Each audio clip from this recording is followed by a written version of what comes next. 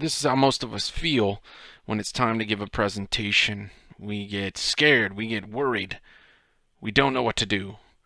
And part of that is we're not sure even how to begin. So today I'm going to tell you 5 ways to begin to start a presentation and get people's attention, because that is the most important thing in the beginning of your presentation. So what do we want to do when we start a presentation? We want to make people curious. We want to make them think and wonder. We want to make a connection with them. We want to connect through all of the noise of all of the information they receive and make a personal connection if possible. We also want to touch their emotions if possible. We want to make them feel something. If you can feel something, you can remember it. We want to let them know out of all these people in the crowd, we're speaking to them. We want to make them feel like out of everyone in the room that we are speaking directly to that person. We want to hook them. We want to grab their attention so that they'll continue to listen to what we have to say. We want them to be excited about what we're going to say and anticipate what we say. I'm going to use this handy acronym FIXO in order to help you remember the 5 ways I'm going to teach you how to do a presentation today. So take a quick look at this acronym and keep it in your mind, because each letter represents one way to start your presentation. First, we have a fact. Now, I'm going to show you the wrong way to start the presentation and then use a good way to start this presentation with a fact. Today, I'm going to talk about birds. Let's use a fact and make it better. Did you know the hummingbird flaps its wings over 70 times per second, or that its heart beats over 1,200 times per minute? What this does is it gets the person surprised. It makes them think about your topic before going in to your main idea. Next, we have an illustration. So our first was a fact, our next is an illustration. Here is how you would not want to start this presentation. I had a wonderful beach trip last year. It really doesn't hook the listener. It's nice information, but it doesn't make them want to keep listening. Imagine walking down a strip of sand, feeling the water wash onto your feet and the salty air on your face. Now, this draws the listener in, and it makes them feel a connection, maybe an emotion that they didn't feel before. This is a better way to start your presentation.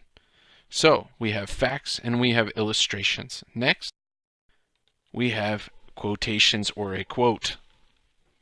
Here's an example. Failure is not permanent. That is okay. Maybe our main idea, but it is not as good as this. I have not failed. I've just found 10,000 ways that won't work. Thomas Edison. Do you see how this quote gives us the main idea without simply saying it? It helps us to understand the idea of failure is not the end. Next, we have a story. Stories are very compelling and very interesting to listeners. Here's an example. Dogs can help depression. I don't think this is the greatest way to get attention about your main idea. This would probably be better. I will never forget the day when I learned how much a pet can help us in our times of need. I remember sitting down on my couch after losing a close loved one, the shock of the loss ringing in my soul.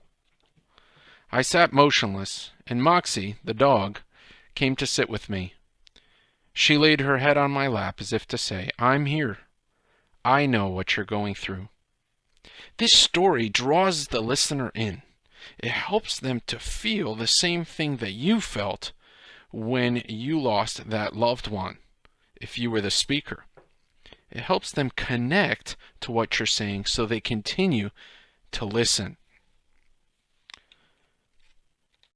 Finally, we have an observation. An observation is something that you have noticed in society, something that is relevant to the listener, something that makes people say, "Oh yeah, I've experienced that too." Here's an example. First, we'll see how not to start this presentation. People are distracted these days. Well, that may be true, but it doesn't really catch the listener's attention. Let's try something else. Have you gone to a fireworks show recently? Have you noticed how many people are taking video of the fireworks and not watching them with their own eyes?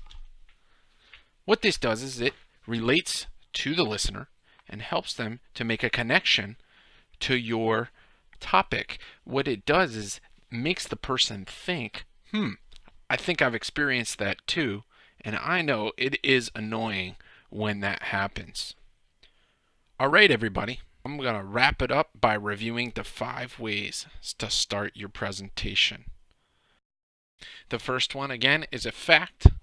Second is an illustration or a description of a situation, a quote from an important person or special figure, a story that you can describe about yourself or someone else, or an observation, a general truth about life, things that you've noticed in society that are relevant to the listeners.